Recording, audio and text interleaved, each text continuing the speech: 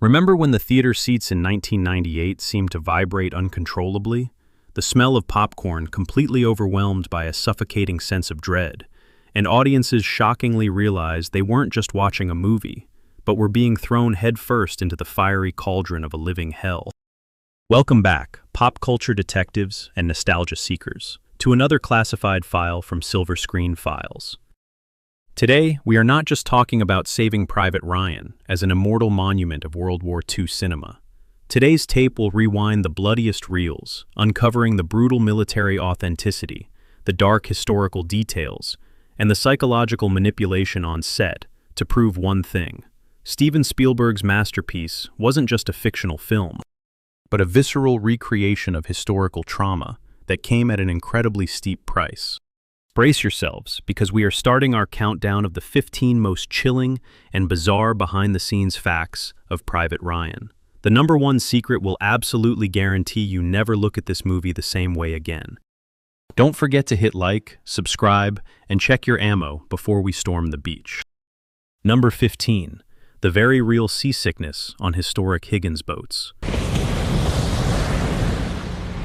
There is a classic, terrifying moment right at the beginning of the film, when the iron ramps of the landing crafts drop open, and the viewer is instantly drenched in a cold wave of absolute panic. Do you remember the sight of those young, pale-faced soldiers, shivering and vomiting uncontrollably, before the machine gun fire even tore through the air? Most audiences assumed that this was just masterclass acting from the extras, but the truth behind the lens is far more ruthless. Omaha Beach in the film was actually shot at Ballinesker Beach in Ireland, a location notorious for its bone-chilling winds and ferocious, choppy waves slamming against the hulls. The extras hired were actual reserves from the Irish Army. But the real kicker is that the director, driven by a borderline insane obsession with authenticity, deployed two actual, authentic Higgins landing crafts, rusting metal war machines that had genuinely participated in the D-Day landings back in 1944. As these antiquated vessels pitched and rolled violently on the rough Irish Sea, the acrid stench of burning diesel fuel, mixed with the freezing, salty sea spray, created an uncontrollable physiological reaction. Those extras weren't acting at all. They were genuinely, violently seasick. The vomit, the pallor on their faces, the glazed, exhausted eyes. It was all a natural, physical response of the human body being crammed into a claustrophobic machine of war. This physical authenticity, right from the very first second, established a grim, unforgiving tone for the entire masterpiece. Because sometimes, the greatest practical effect doesn't cost a single dime in CGI. It just requires a turbulent ocean and a few churning stomachs. But using World War II antiques was nothing compared to how they engineered the sound of death. Number 14. The bloody audio tracks, forged by live ammunition. One of the most haunting elements of Saving Private Ryan doesn't lie in its visuals, but in its soundscape. The terrifying whistle of bullets slicing through the wind, the deafening clank of metal, and most notably, the sharp, iconic ping of the M1 Garand rifle ejecting its empty clip. Normally, in 1990s Hollywood productions, a sound designer would simply open a digital library, pick a pre-recorded stock sound effect, lay it over the track, and go grab a coffee. But sound designer Gary Rydstrom did not do that. He was so deeply obsessed with military technical accuracy that he outright rejected any artificial, synthetic noises. To recreate the sickeningly authentic sound of a bullet tearing through human flesh, Rydstrom brought actual firearms, loaded them with live ammunition, and fired directly into the most bizarre materials imaginable. Rumor has it that he used massive slabs of animal carcasses and dense, solid animal bones, firing live rounds into them just to capture the exact, horrific acoustic resonance of a projectile shattering tissue and cartilage. This relentless obsession is why the gunfire in the movie doesn't just pass through your ears. It burrows straight into your nervous system, creating an invisible, suffocating pressure that envelops your entire sense of hearing. The sound design was so spectacular that it won an Academy Award. But perhaps the art of audio engineering shouldn't require the artist to wear a butcher's apron. Yet that quest for auditory perfection led to a life-or-death gamble for one of the leading actors. Number 13. Tom Sizemore's life-or-death blood contract. You certainly cannot forget Technical Sergeant Mike Horvath, the stoic, hardened, cigar-chomping soldier who collected dirt from every battlefield he survived in a little tin can. On screen, Horvath was the unshakable bedrock for Captain Miller. But behind the camera, actor Tom Sizemore was a ticking time bomb, threatening the survival of this entire multi-million-dollar project. At the time of filming, Sizemore was sinking deep into the black hole of a severe drug addiction. He was frequently sweating, physically deteriorating, and psychologically unstable. With a movie burning through $100 million, standard studio protocol would be to immediately fire such a high-risk liability. But the production team knew that only Sizemore could project that exact, gritty, battle-worn aura. To control the chaos, the director issued what is arguably the most ruthless contract in Hollywood history. Sizemore was forced to sign a mandate requiring him to submit to a daily urinalysis, blood, and drug test on set, under strict supervision. The threat was ice cold. If he failed the test even once, on any given day, he would be fired on the spot. And every single one of his scenes would be reshot with a different actor out of the director's own pocket.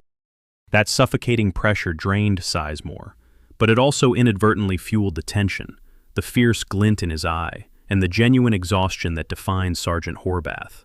In the world of cinema, HR departments sometimes have to resort to the most extreme psychological warfare. And while Horvath battled his demons, another character was busy fighting: quantum physics. Number 12. The sniper myth that bent the laws of physics. Anyone who loves cinema has held their breath during the sequence where Private Jackson, perched high in the church bell tower, takes aim directly at the German sniper. The moment his bullet travels flawlessly through the enemy's sniper scope and straight into his eye is one of the most explosive, deeply satisfying cinematic payoffs ever filmed. But if you take this scene to any ballistics expert, they will shake their heads and chuckle. From a pure physics standpoint concerning World War II weaponry, a bullet passing perfectly through multiple dense, curved glass lenses of a scope without shattering, deflecting, or losing its trajectory is practically impossible. In reality, this epic moment wasn't pulled from the European theater of 1944. It was actually lifted directly from the verified, legendary exploit of Marine Corps sniper Carlos Hathcock during the Vietnam War, decades later. The filmmakers intentionally bent space, time, and the laws of physics to transplant this legend into their movie, crafting an unforgettable tribute to the lethal precision of snipers.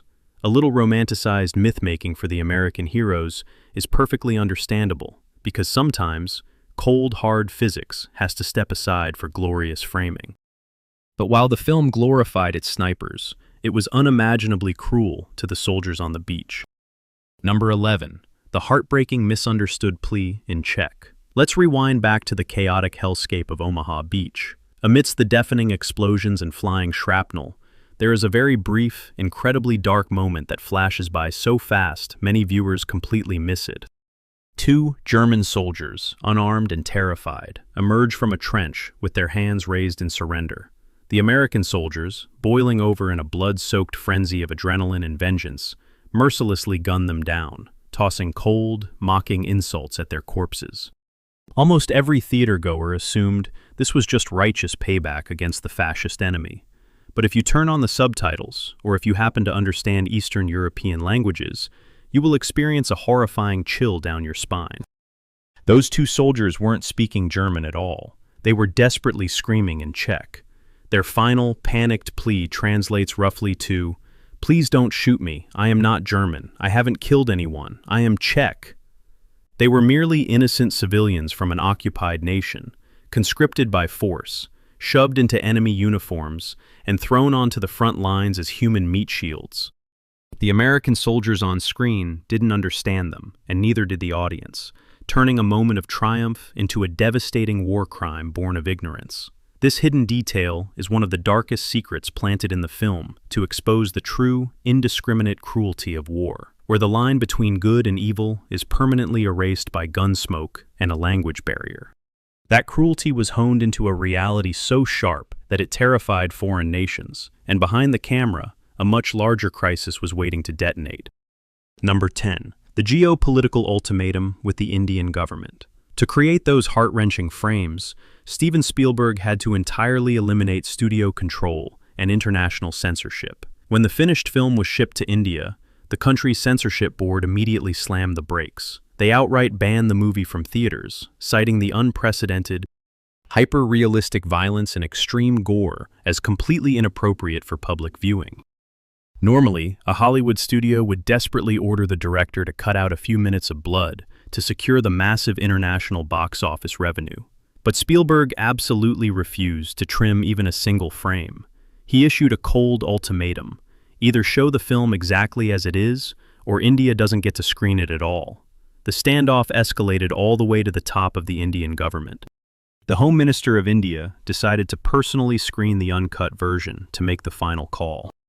According to reports, he was so profoundly moved and devastated by the brutal honesty of the sacrifices shown on screen that he was brought to tears. He immediately overruled the censor board and allowed the film to be released in its entirety. It takes a rare masterpiece to make a government minister cry and change national policy overnight, but to capture that level of raw emotion, the director had to throw out the traditional rulebook of filmmaking altogether. Number 9. 20 minutes of blind filming on Omaha Beach. If you have ever been on a multi-million-dollar Hollywood set, you know that every single second is meticulously planned with detailed storyboards.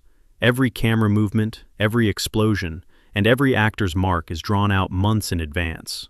But for the legendary 20-minute Omaha Beach sequence, Spielberg completely tore up the script. He intentionally refused to storyboard the landing. He wanted the camera to behave exactly like a terrified, disoriented soldier who had just been dropped into a meat grinder. Spielberg literally picked up the handheld camera and ran into the mock battlefield, reacting blindly to the explosions and stuntmen around him. He didn't know where the next mortar would hit or who would fall next.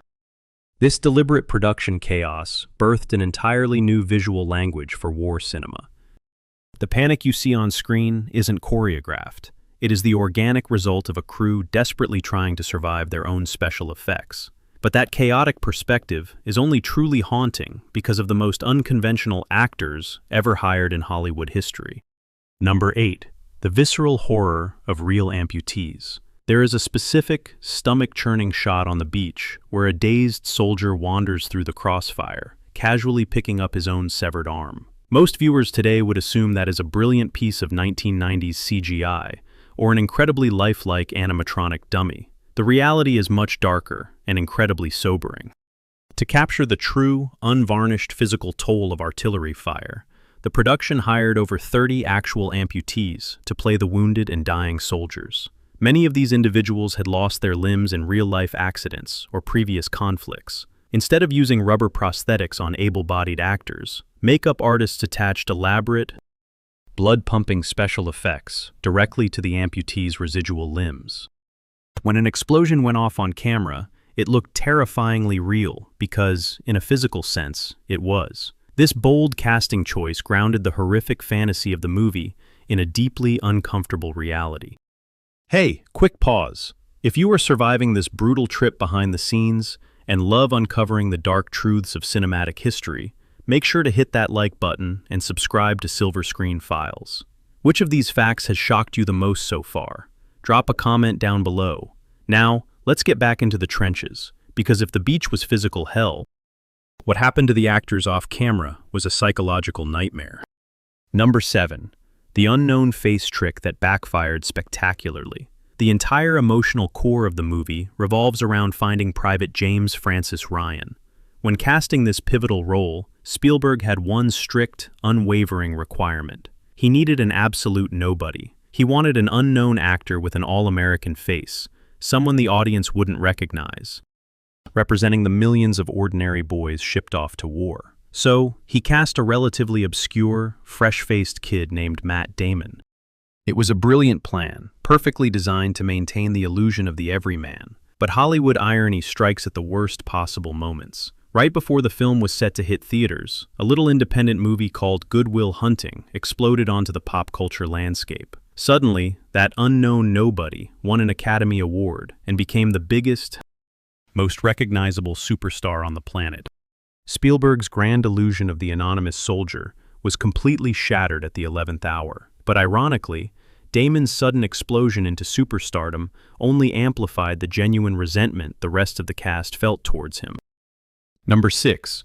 The campaign of cold abuse against Private Ryan. In the film, Captain Miller's squad openly questions why this one specific kid is worth risking all of their lives. That bitter, exhausted frustration you see in their eyes? It wasn't acting. It was the result of a deliberate, calculated campaign of psychological manipulation, orchestrated by the director. Before cameras even rolled, Spielberg forced the main cast into a brutal, punishing military boot camp. They slept in freezing mud, ate cold rations, and were pushed to their absolute physical limits. But there was one glaring exception. Spielberg explicitly banned Matt Damon from attending the boot camp. While Tom Hanks, Tom Sizemore, and the rest of the squad were freezing in the dirt and getting screamed at by military advisors, Damon was ordered to stay back, rest up, and sleep in a warm, luxurious hotel bed. Spielberg wanted the actors to organically build a deep, festering resentment towards Damon. He wanted them to hate the very idea of Private Ryan long before they ever met him on screen. When the squad finally meets Ryan in the movie, the sheer annoyance and underlying hostility radiating from the actors was 100% genuine. They hated the kid in the hotel, and they brought that venom straight into the scene. This psychological warfare was undeniably effective. But as we will see, pushing actors to their absolute breaking point almost destroyed the entire movie before it even began. Number 5. The brainwashing boot camp of Dale Dye. To truly comprehend the pure, unfiltered hostility burning in the actors' eyes during the film, you have to understand the absolute hell they were subjected to off-camera. Steven Spielberg didn't just want actors pretending to be tired. He wanted them fundamentally broken. He hired Dale Dye, a highly decorated, fiercely intense Marine Corps veteran, not just to act as a polite military advisor, but to serve as a ruthless, unyielding drill instructor. Dye didn't merely teach the Hollywood stars how to hold a rifle or lace their boots. He systematically stripped away their pampered, privileged identities. For 6 agonizing, bone-chilling days, the multimillionaire cast was thrown into a dense, freezing forest in the middle of nowhere. They were strictly forbidden from using their real names or referencing their outside lives, forced to sleep in the freezing mud while being constantly drenched by artificial rainstorms, and fed only cold, miserable, authentically outdated World War II-era combat rations. Dye would wake them up in the dead of night by firing loud blank rounds into the dark and screaming relentlessly in their faces, forcing them into grueling midnight marches with heavy gear. This wasn't a standard acting rehearsal. This was a calculated, systematic psychological deconstruction. The ultimate goal was to break these comfortable celebrities down into exhausted, miserable, entirely obedient military grunts. And when physical and mental limits are completely shattered, rebellion is inevitable. Number 4. The birth of the teacher persona. Originally, the script painted Captain John Miller as a hardened, stoic, almost mythical military hero with a grand, dramatically tragic backstory, essentially a classic, indestructible Hollywood action star. But Tom Hanks, who was physically exhausted from the mud and the madness of the boot camp, recognized a much deeper, more haunting truth about the nature of the war. He personally took a red pen to his own lines and completely rewrote his character's foundation. Hanks vehemently argued that Miller shouldn't be a lifelong warrior or a fearless killer. He needed to be the most mundane, ordinary, unimposing civilian imaginable. He changed Miller's mysterious, dark past to that of a quiet, mild-mannered high school English teacher from a small town in Pennsylvania. Hanks wanted to heavily emphasize that the merciless meat grinder of World War II didn't just consume willing soldiers. It violently transformed gentle, quiet educators into cold, calculating killing machines out of pure necessity. Hanks deliberately stripped away his own cinematic glory and macho posturing to serve the horrific, sobering reality of the narrative. It was exactly this kind of profound leadership and deep understanding of the material that would soon save the entire production from collapsing entirely. Number 3. The mutiny in the deep woods.